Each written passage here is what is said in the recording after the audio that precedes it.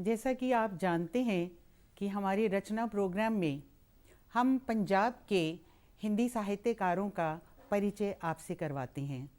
तो आज इसी श्रृंखला में आपसे हम पंजाब के जाने माने कवि रमेश सोपती जी से आपका परिचय कराने जा रहे हैं।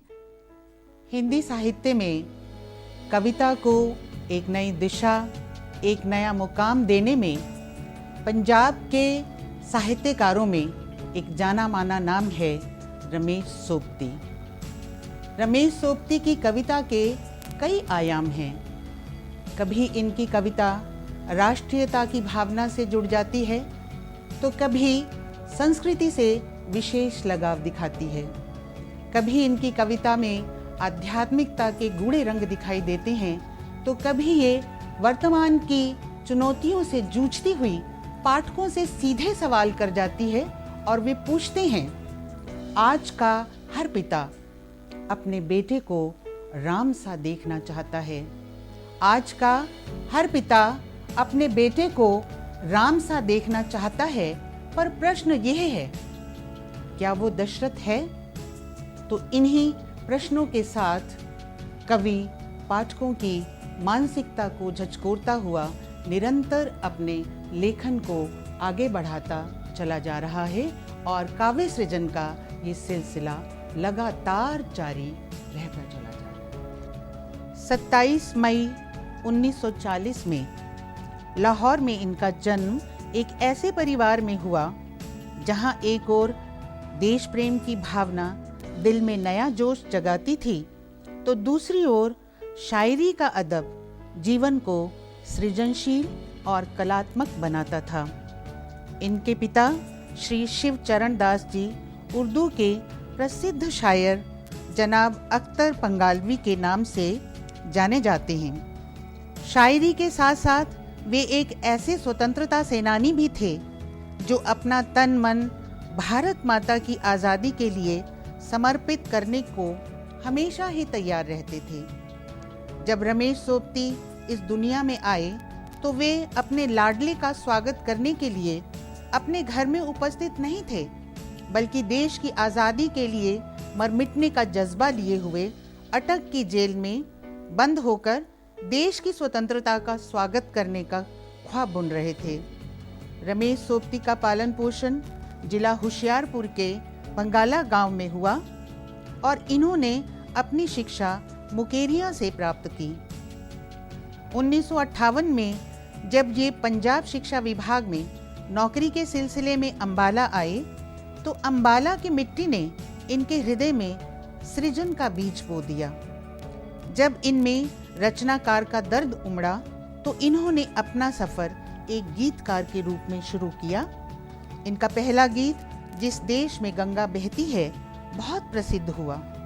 फिर क्या था, इस गीत के बाद तो मानो इनमें काव्य का एक सोता ही फूट पड़ा और इनका सफर कविता के रूप में निरंतर आगे बढ़ता चला गया। तब से लेकर आज तक इन्होंने कई काव्य संग्रह लिखे, हिंदी के और उन्हें हिंदी के पाठकों को समर्पित किया। उनमें युगीन परिवेश और विसंगतियों की उलझन में जीवन को, जीवन की समस्याओं को, अपने आप को, अपने स्वर को ये लगातार तलाशते चले आ रहे हैं। तो आइए रमेश सोपती जी से मुलाकात करते हुए इनकी तलाश को तलाशने और समझने का प्रयास करें। रमेश सोपती जी, आपने बहुत सारे काव्य संग्रह लिखे, पूरा जीवन आपने सरस्वती माँ की साधना में लगाया और विभिन्न मुद्दों पर आपने एक के बाद एक काव्य संग्रह हमारे पाठकों के सामने रखे।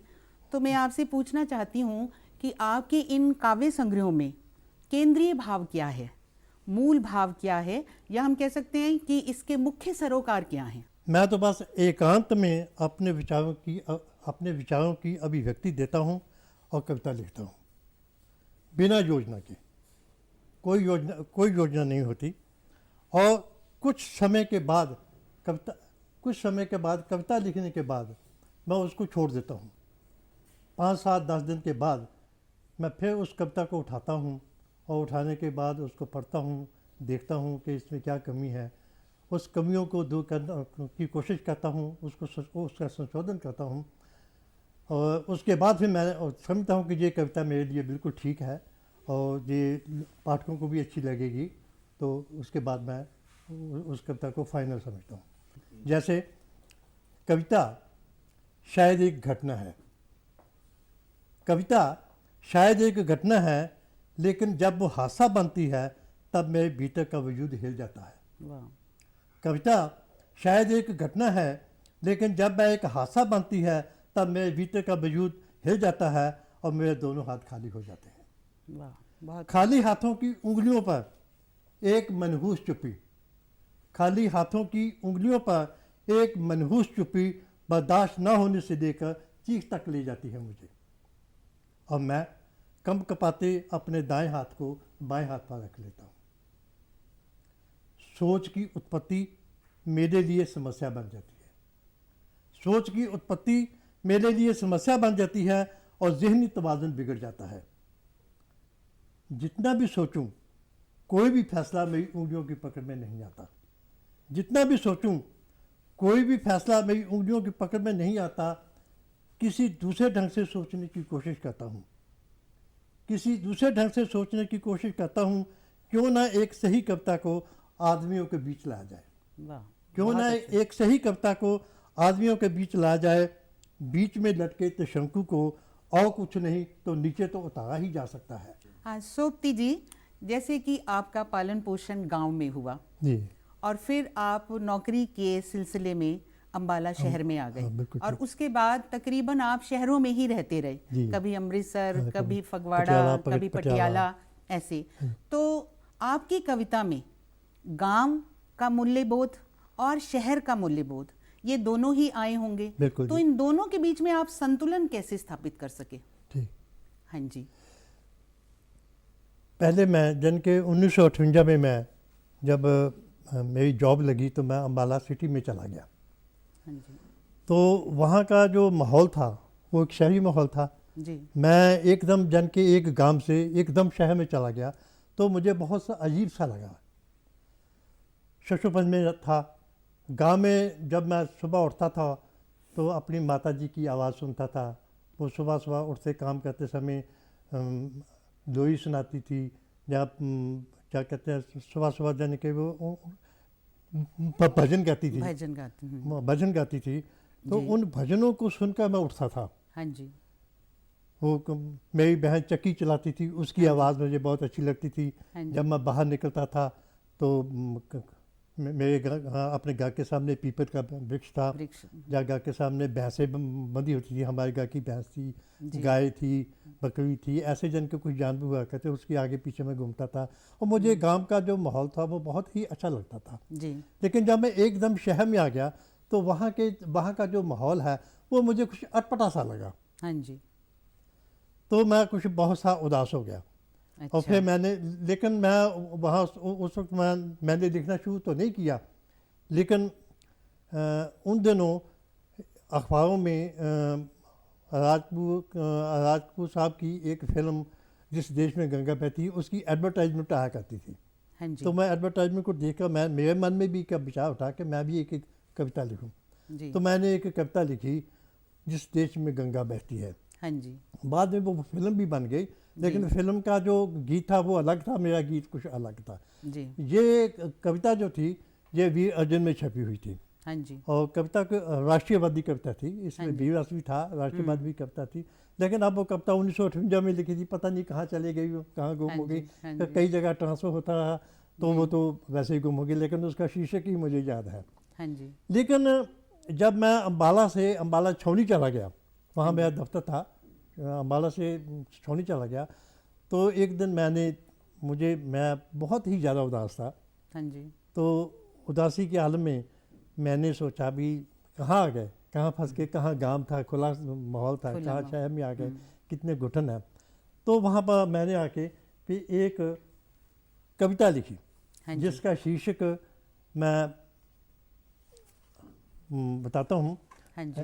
गांव की हवाओं में गाती के मंत्र हैं, यानी कि वहाँ का जो माहौल जो था गांव का वो बहुत ही अच्छा था। वहाँ के लोग बहुत अच्छे थे, एक दूसरे से मिलते थे। शहर में तो कोई किसी को बुलाता भी नहीं है, अजनबीपन बहुत है। अजनबीपन होता है। तो वहाँ मैंने अपना गीत लिखा। उस गीत की मैं कुछ पंक्तियाँ आपको सुनाने चला हूँ। हाँ जी, जरूर। पंक्तियाँ हैं, फूल झड़ी पंख डंडी गंदों का गाम। याद आती है मुझे अपने गांव हाँ की। जी, हाँ जी। फूल झड़ी पगडंडी गंदों का गाम, किरणों के उतरे सुनहरी जहाँ पाम। वाह वाह, गांव की हवाओं में गायत्री के मंत्र हैं। वहाँ गायत्री के मंत्र बहुत से खूब, जब बहुत सुबह हम खूब। निकलते थे तो गायत्री का, गांव की हवाओं में गायत्री के मंत्र हैं, तुलसी के वेबे हैं, शब्दों के यंत्र हैं, यज्ञ की आहुतियों से बदलते आयाम, वाह। फूल झड़ी पगडंडी गंदों का गाम। वाह वाह। तो ये मेरी कविता ग्रामीण परिवेश में लिखी हुई है मैंने। तो ग्रामीण परिवेश को तो आपने बिल्कुल हमारे सामने बिल्कुल, हाँ, साकार हाँ, कर दिया, जिसमें बिल्कुल। भारतीय संस्कृति भी है और जिसमें हम देखते हैं कि वातावरण भी, प्राकृतिक वातावरण भी है और स्वच्छता भी है और आपकी मूल्य चेतना भी इसमें हमें दिखाई देती है। लेकिन साथ ही आपका जो शहरी बोध से जुड़ी हुई जो भीड़ में अकेला व्यक्ति है, तो वहाँ उस भी मैंने सोच को भी आपने सामने प्रस्तुत किया। तो आपने बखूबी गांव की मूल्य चेतना और शहरी बोध को, इन दोनों को ही आपने कविता में बहुत अच्छी तरह से उतारने की कोशिश की। अब आपसे एक और मैं प्रश्न पूछ रही हूँ कि जैसे आपने जिंदगी को बहुत करीबी से देखा, बहुत आपकी सूक्ष्म दृष्टि है, तो कविता के अलावा और किन विधाओं में आपने इस जीवन को अभिव्यक्ति देने का प्रयास किया? हाँ, कविता के अलावा मैंने कुछ निबंध लिखे हैं जी, आध्यात्मिक निबंध भी लिखे हैं, कुछ राजनीति भी लिखे हैं, लेकिन वैसे वो लिखना मैंने बंद कर दिया जी। लेकिन जो साहित्यिक निबंध हैं या दूसरे आध्यात्मिक निबंध हैं, इसकी मैं आपको दिखाने वाला हूँ। हाँ जी, हाँ जी, दिखाइए दिखाइए। जैसे ये देखिए कि हाँ जी, ये दर्शन अध्यात्म चिंतन और भक्ति। हाँ जी, इसमें मैंने आध्यात्मिक आलेख लिखे हैं जी, और कुछ व्यष्टि से समष्टि तक ये पुस्तक लिखी है। इसमें मैंने साहित्यिक आलेख लिखे हैं, तो काफ़ी आलेख हैं इसमें। तो इसके साथ मैंने समीक्षाएं भी लिखी हैं। अच्छा जी, हाँ, एक आलोचक भी आपके अंदर। उसकी समीक्षाएं भी लिखी हैं, जैसे कि ये कविता है आधुनिक साहित्य और समीक्षात्मक भाषा। समीक्षात्मक भाषा, तो ये किताबें मैंने काफ़ी लिखी हैं वैसे तो। तो कविता के साथ निबंध भी आए हैं और समीक्षाएं। सोपती जी, जैसा कि हम आपके काव्य में मिथकों का बहुत ज़्यादा प्रयोग हुआ है, तो हमारे ये दर्शक जानना चाहेंगे कि मिथक आपको क्यों प्रिय रहे हैं या आपने मिथकों का ज़्यादातर प्रयोग क्यों किया है? हाँ, एक्चुअली बात यह है कि जब मेरा बचपन में मेरी माताजी जब मुझे उठाती थी तो वो रामायण की कथाएं सुनाती थी, कभी महाभारत की कथाएं सुनाती थी, कभी वेदों पुराणों की जो छोटी मोटी कहानियाँ थी या पंचतंत्र की कहानी सुनाती थी। तो उसका जो प्रभाव है तो वो मेरे पर बहुत ज़्यादा है, बहुत ज़्यादा पड़ा। तो इसलिए मैंने जो रामायण और महाभारत के जो पात्र हैं उनको लेकर मैंने मिथकों को अपनी कविता में प्रयोग किया है। अच्छा, क्योंकि मिथकों के माध्यम से मैंने लिखा है वैसे कि रामायण और महाभारत तथा अन्य ग्रंथों के पात्रों को मिथक का रूप दे तथा उसे माध्यम बनाकर मैं अपनी कविता को मानवीय भावनाओं, कल्पनाओं तथा युगीन सत्यों को अभिव्यक्ति देता हूँ।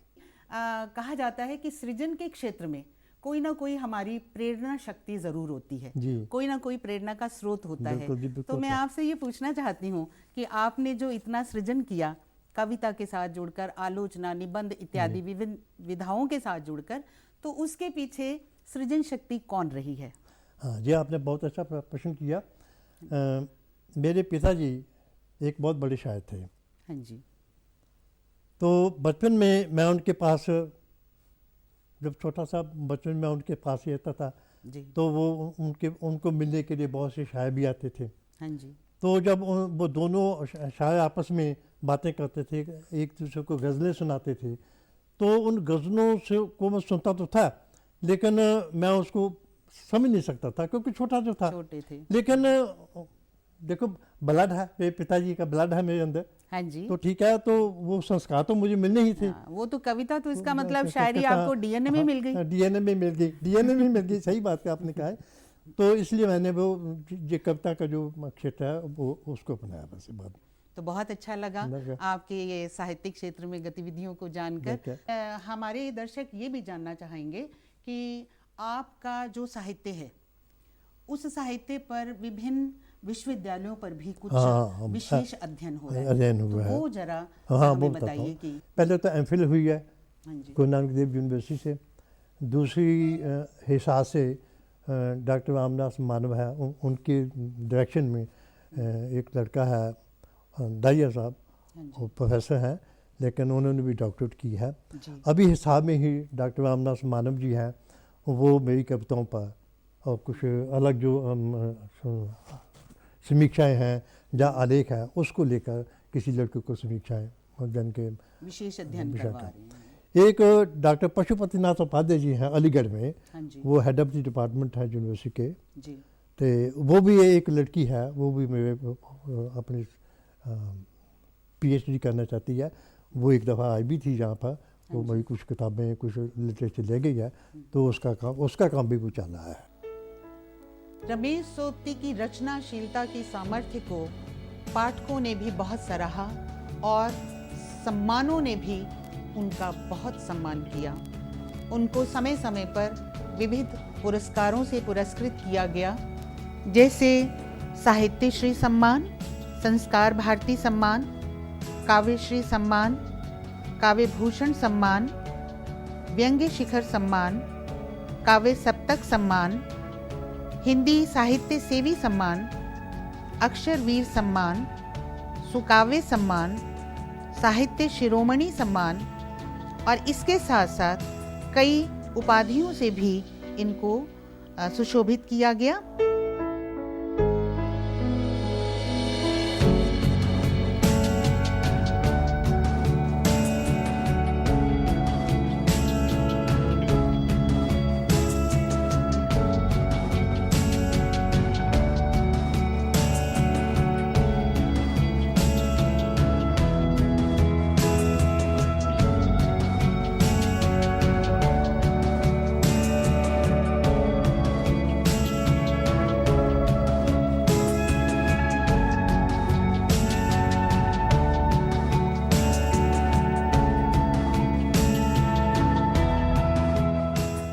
रमेश सोबती को पिछले 25 बरस से मैं जानता हूँ और बहुत करीब से मैंने देखा है कि साहित्य लेखन में, चाहे वो कविता हो, निबंध हो, संस्मरण हो या धर्म की बात करें, इनके लेखन में हर विधा में इनके कलम को मजबूती ढंग से जो अपनी पकड़ करते हैं और उस विषय को पाठकों के समक्ष इस ढंग से रखते हैं कि पाठक उसमें उतर जाता है। कोई 55 बरस पहले जब रमेश जी ने कविता के माध्यम से लेखन शुरू किया, तो इनकी प्रेरणा उनके पिताजी थे, जो एक मशहूर शायर रहे हैं। अक्सर हमसे बात होती है, बैठते हैं, साहित्य की बातें करते हैं, तो जब ये पुराने संस्मरणों में खो जाते हैं तो मुझे लगता है कि रमेश सोबती एक जन्मजात कवि हैं। इनके अंदर का जो लेखक है वो अपने आप बोलने लगता है। रमेश सोबती ने कोई 1.5 दर्जन किताबें लिखी हैं विभिन्न विषयों पर, लेकिन जब 1 इंच सुकून की बात होती है, जो एक बड़ी विलक्षण किताब है इनकी, दिल्ली से जब ये छपी थी, उसका एक एक पन्ना ना सिर्फ पढ़ने को दिल करता है, बल्कि उनकी कविताएं इतनी खूबसूरत हैं कि वो इंसान को भूलती नहीं है जल्दी से। तो कविता तो लिखते हैं, लेकिन कविता के साथ साथ जब ये समीक्षा लिखते हैं किसी पर भी किताब पर, तो उसमें भी उस लेखक के बारे में जो विचार हैं इनके अंदर तक वो इस ढंग से उसको पन्नों पर उतार देते हैं कि मेरे जैसा व्यक्ति हैरान रह जाता है। मेरा एक ग्रंथ पिछले दिनों आया, उस पर इन्होंने समीक्षा लिखी। समीक्षा तो लिखी उस ग्रंथ पर, लेकिन मेरे जीवन को जिस ढंग से पन्नों पर उतारा, मैं खुद हैरान था कि रमेश सोबती जैसा व्यक्ति ठीक उस बुत तराश की तरह है जो किसी बुत को तराश कर व्यक्ति को एक ऐसी मूर्ति के रूप में ढाल देता है कि उसका पूरे का पूरा व्यक्तित्व तो सामने आ जाता है। रमेश सोबती ने 55 साल में हर विधा में लिखा, लेकिन जो मान्यता उन्हें पूरे भारत में मिली वो कविता है, और कविता में जो जिंदा दिली है उनकी, उसका कोई जवाब नहीं है। सोबती साहब, आप हमारे दर्शकों को या नौजवानों को कोई संदेश देना चाहती हैं? हाँ, मैं तो यही संदेश देता हूँ कि आजकल जो नई पीढ़ी है वो अच्छा पढ़े और खूब पढ़े। पहले खूब पढ़े, अच्छा पढ़े। हाँ जी। ये नहीं भी एक दो किताब पढ़ ली तो लिखने बैठ गए। खूब पढ़े, अच्छा पढ़े और अच्छा लिखे और खूब लिखे। मैं तो यही उनको कहूँगा। तो इस तरह से सोबती जी के साथ आज हमने कुछ बातचीत की, कुछ गंभीर चर्चा की, और हमें बहुत अच्छा लगा कि हमारे बीच एक ऐसा व्यक्तित्व है जो अपने व्यक्तित्व की गरिमा के कारण और साहित्य की गतिविधियों की गरिमा के कारण एक विशिष्ट साहित्यिक प्रतिभा है, और वो हमारे बीच है। और ऐसे व्यक्तित्व को हम धन्यवाद करते हैं, और मैं उम्मीद करती हूँ कि ये जो श्रृंखला है, ये जो सिलसिला है, वो जारी रहेगा, और पंजाब के हिंदी के वरिष्ठ साहित्यकारों के साथ हम आपकी जान पहचान करवाते रहेंगे और उनको प्रस्तुत करते रहेंगे। धन्यवाद।